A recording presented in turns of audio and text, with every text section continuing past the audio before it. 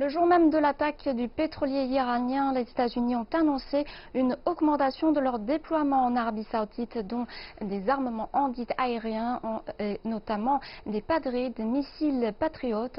Une attitude qui n'est pas une première entre les deux pays. On fait le point avec notre journaliste Nicolas dans sa revue de presse. Bonjour Nicolas. Bonjour. Et on se pose la question sur l'intention des États-Unis d'accroître leur présence militaire en Arabie Saoudite. Les avis sont très partagés, totalement défensives, ou est-ce pour accentuer la pression sur l'Iran? Comme l'explique CNN, le département américain de la Défense va déployer des troupes supplémentaires en Arabie Saoudite à la demande du commandement militaire américain au Moyen-Orient. Un accroissement qui s'explique en raison de l'impossibilité temporaire de la marine américaine de déployer un porte-avions tout en prévenant les menaces potentielles dans la région. Alors, ce déploiement accordé par le Pentagone comprend 2 escadrons de chasseurs, une unité conjointe d'expédition aérienne, 2 batteries de missiles Patriot ainsi qu'un système de défense régionale à haute altitude. Les États-Unis de préciser que ce nouveau déploiement est purement défensif et principalement axé sur la défense aérienne et antimissile.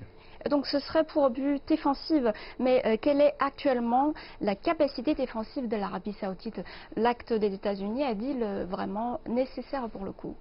C'est une bonne question. Alors, comme le précise le quotidien allemand Die Zeit, l'augmentation de la présence militaire au Moyen-Orient décidée par l'armée américaine vise à protéger les intérêts des États-Unis et de leurs alliés dans la région. On se souvient que 2 installations pétrolières en Arabie Saoudite avaient été attaquées en septembre cette année. L'Arabie Saoudite est l'un des principaux piliers de la politique moyen-orientale des États-Unis et est principalement responsable de la défense aérienne. Alors, ces dernières années, l'Arabie Saoudite a énormément investi dans les armes américaines les plus avancées, mais sa capacité défensive accuse encore d'importantes lacunes. Et cette fois, le déploiement américain vise précisément à renforcer les capacités défensives saoudiennes.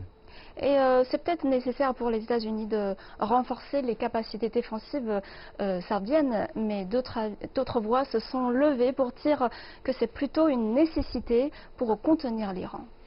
Ou alors pour le Washington Post, par exemple, l'annonce par les États-Unis d'une augmentation des troupes en Arabie Saoudite, le jour même où le pétrolier iranien a explosé, envoyait un signal clair. Depuis le printemps de cette année, les États-Unis ont augmenté leurs troupes en faveur de leurs alliés au Moyen-Orient, pour la plupart en Arabie Saoudite et en Afghanistan. Le Pentagone a déclaré qu'il était nécessaire que les États-Unis continuent de renforcer leur présence militaire dans la région afin de dissuader et de contenir toute manœuvre de l'Iran. Donc les États-Unis envoient un message clair à l'Iran, éviter toute provocation contre eux et leurs alliés dans la région.